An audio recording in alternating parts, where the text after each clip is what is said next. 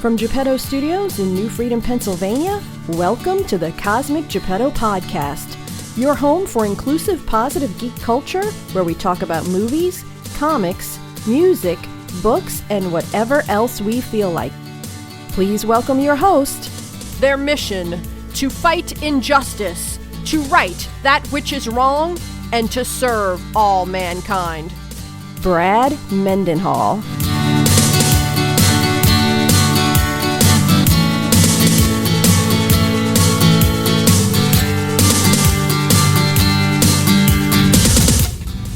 Hey kids, it is episode 289 of the Cosmic Geppetto Podcast, another mini episode. So it follows again the highs and lows of being a Philadelphia Phillies fan. Last night, the Arizona Diamondbacks came into Philadelphia and they won.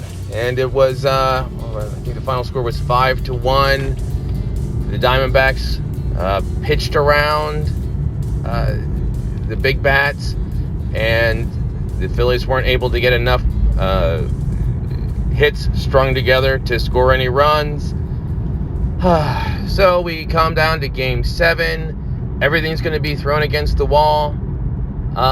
It's Ranger Suarez, who is the Phillies' number 3 pitcher, but has pitched well this postseason, will be going up for the Phils. You should still, if you're a Phillies fan, you should still feel pretty good. The Phillies are still at home. They play very well in front of the Philadelphia crowd. It's going to be an insane crowd. It's very difficult to keep Bryce Harper and Schwarber completely in check. Castellanos, I always butcher his last name, who was on fire earlier in the playoffs, has cooled off, and I feel like there's a chance he will sort of catch fire again. So the Phillies have a chance, I would say an above 50-50 chance, but all credit to the Diamondbacks. They've played very well. But again, that's not what I'm here to talk about. As I've mentioned on a few episodes in the past, my daughter, London, has recently become a pretty big Saturday Night Live fan. It is now, she says, her favorite show. And it's pretty funny how that happened. She's what's her name? Jenna Ortega, the actress who plays Wednesday Addams. She's become a fan of that actress, which is weird because she didn't watch all of Wednesday, because Wednesday was a little bit of a dark show. My daughter doesn't really like dark shows, but I think she's seen interviews and she just connects with this actress. So a couple of years back, I was like, well, you know, Wednesday she hosted SNL, and I played the episode, and London loved it. And then we have the Peacock Network. So she's like, well, who else is cool? And I would just go through recent seasons and find performers that she likes, and I would play that episode, and she got really into it. And it's sort of neat. I went through an SNL phase in the 80s. I was a big fan of Dennis Miller, who did Weekend Update for a while. I really like Dennis Miller, and it's a shame because he's lost his fastball as a comedian. It's sort of a thing where I thought he could be insightful, smart, clever, he would do some cool wordplay, and I really enjoyed, he had an HBO weekly talk show where it was a monologue with a rant. That became his signature thing, a rant, where he would start by saying, I don't want to get off on a rant here, and then he would talk about some social issue. And then he would have an interview, and they were sort of relatively long form interviews. And then he would finish up by doing This Week in the News, which was a take on his Saturday Night Live weekend update thing. Pretty standard. Show a picture or make a joke about it. So it would be, a picture of George Bush, and he would say something about George Bush. I think, for me, Dennis Miller became a victim of his own success, where there was the things that people liked about him, and it was using big words and going on a rant. And the problem that some performers have when they have their success is they just lean so heavily into their signature bits, and the creativity tends to stop. A really good example of that is Jeff Foxworthy, and that is the Southern identified comedian. And what I mean by that is, like, so much of his shtick is he's from the South. And he became very famous for his "you might be a redneck if." And sort of funny. But I remember listening to his first one or two comedy albums, and he was actually a pretty smart comedian with good timing and a definite viewpoint. And then he would do if you have a shower outside, you might be redneck. I don't particularly remember that, but that became his thing. And you could hear, if on his subsequent specials, and as he got deeper and deeper in his career, he sounded bored with the bit. But he would even say, he would even make a joke, is like, if I don't come back out and do the encore of the "you might be a redneck, you might riot." And it became less creative. It wasn't really a strong bit anyway. It was just sort of saying stuff with the same punchline. And his audience would have a little bit of recognition, because I guess, listen, everybody that hasn't lived their entire life inside of a major metropolitan area has that cousin that lives in a trailer park, has that uncle that has a old clunker car in their front yard, or drives through their small town and there's a house with a beat up couch on the front porch. So there's humor by recognition. But Dennis Miller, it was his rants and his,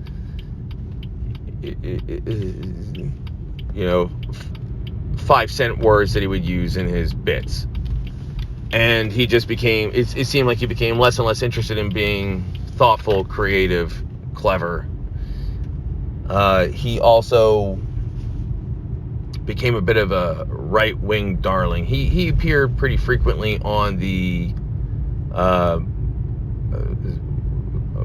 O'Reilly Factor, which, doesn't make him not funny in and of itself, but I become very suspicious of comedians who have a major philosophical change partway through their career because it feels ingenuous. It feels like Dennis Miller became more conservative, not because of a heartfelt change in philosophy, but more I have a big conservative audience, I should start making more jokes about Barack Obama than I was making about the Bush family. And maybe that's not fair. Maybe, sometimes people, they get older and richer, and often they become more conservative. Back to SNL. I have tried, like I said, we have Peacock, which goes all the way back to the first episode of Saturday Night Live, the host of which was George Carlin. I was a big George Carlin fan. I had a bunch of his albums. And I tried getting London to watch those, and she was not feeling it. And I understand, because Saturday Night Live is so topical, that the Richard Nixon jokes, the Reagan jokes, the Jimmy Carter is a peanut farmer jokes don't land, and the pacing is so different. And that original SNL cast, that was like 7-8 people, and Saturday Night Live now has 12 to 15 cast members, and then featured players on top of that. And plus, because it's such an institution, you'll also have so many weird celebrity cameos. For this most recent episode, which the host was Bad Bunny, out of nowhere, there's Mick Jagger. He wasn't a musical guest. He wasn't a host. He was just came out in the middle of a bit. He's Mick Jagger. I was like, what? Why Mick Jagger? And it was fun. It was, he I don't know, he didn't do a whole lot. He just came out there looking that weird, charismatic skeleton that he's been for the last 25 years, and Mick Jagger. And then I had to explain to London who Mick Jagger was, and all she was aware of him was John Mulaney, and my daughter loves John Mulaney, successful comedian and 5-time host and former writer for Saturday Night Live, talked about being a writer and Mick Jagger being such a weird celebrity, because Mick Jagger's been Mick Jagger for 50 years. He doesn't know how to behave like a normal human being because he hasn't had to. So I was like, that's Mick Jagger. It's like, John Mulaney talked about him. And it's like, yes, he did. The sweet spot seems to be the past 5 years. London likes watching SNL episodes from the past 5 years, because the hosts for the last 5 years tend to be people who are still known quantities. I think if you get too far back, she doesn't recognize anyone. The political humor is, and she's 11. She's not, completely dialed into the intricacies of current political back and forth. She knows who Donald Trump is. She knows who Joe Biden is. So there's a laugh of recognition. But Dan Quayle doesn't really register in her humor receptors. I'll probably try to, at some point, show her some of the SNLs that I watched. The Mike Myers, Dana Carvey, Phil Hartman. What will be very interested to see is how funny will she find the Wayne's World skits, because there's been a lot of discussion. I recently was talking with a couple friends of mine, one of whom just rewatched the Wayne's World movies and the Austin Powers movies, and he's like, they don't all hold up too well. And Wayne's World, I know the last time I watched it, I was like, what? We were all obsessed with this movie.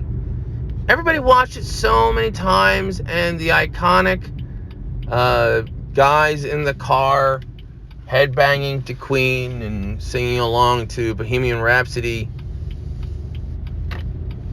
And when you watch it on TV, why? Like, you realize it's not that funny. It's a long scene.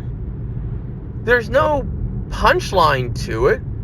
It's just four guys, one of whom looks like he's about ready to throw up, listening to the song. And I guess the whole thing is, they're metalheads, or they're rock fans, and they're driving around listening to Bohemian Rhapsody. The first 2/3 of is a very pretty song, or it's not a rock song. You have the pretty sections and the operatic parts, and it isn't until the end when they really lean into the guitar and everyone's headbanging and all that. And it's actually sort of funny because it's a weird song that's sort of almost cultured, but it's not funny. It's really not funny. Like, you try to point out, I was like, why do you laugh? So I wonder, it's like, why were we so obsessed? And I guess part of it is, when that movie came out, first off, Saturday Night Live was on one of its, if not necessarily creative peaks, but it was definitely a peak of popularity. Mike Myers, Dana Carvey were very popular, and people viewed them as having very good chance of becoming breakout stars. Mike Myers, it sort of happened. The Austin Powers movies were definitely very successful. The first Wayne's World was very successful. He gets a lot of credit, and I think deservedly so, for Shrek films being such breakout hits. Dana Carvey, I think it was another case of being a victim of his own success, because I remember he started doing wacky interviews and was sort of being presented as the next Robin Williams. And it felt like sometimes during interviews and during some of his performances, it almost felt like he was doing a Robin Williams impersonation. And it was actually, Robin Williams once hosted SNL, and Dana Carvey played Robin Williams' son, and he was doing the same shtick. And the thing is, Dana Carvey was no Robin Williams. He wasn't, I don't think, a great improviser. He didn't have the dramatic chops. He didn't have sort of the pathos that Robin Williams had. I loved Robin Williams, and with all the energy and all the comedy, there was this undercurrent of just pain and sadness that would leak through that made him compelling. And Dana Carvey never had that. Dana Carvey was a very good impressionist, and a good creative, a good writer who would come up with some interesting characters that always had a hook that would pull you in. The church lady, Garth from Wayne and Garth.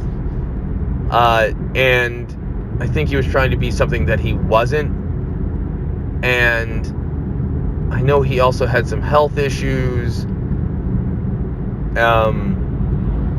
And also, I think there was a weird bit of smugness that would come through in some of his work that I found off-putting.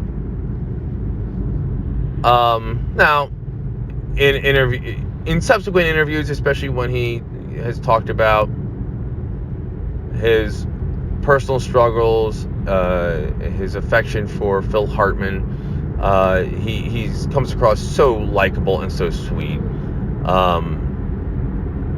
So, I might have been seeing something that wasn't there. But I would like, it would sort of be interesting to see London watch those 80s episodes and, see what she makes of John Lovitz. And, and see a young Adam Sandler and, try to figure out how did he end up becoming such a big star. So, that wraps this episode. I'm not sure when we'll be back. I have some interviews lined up. And if the Phillies do what I know they can do and win tonight and go to the World Series, there has been some preliminary discussions in getting a small panel of Philadelphia Phillies fans to talk about what that World Series could look like. Until then, in the words of Jarf Arden, see you in the funny pages.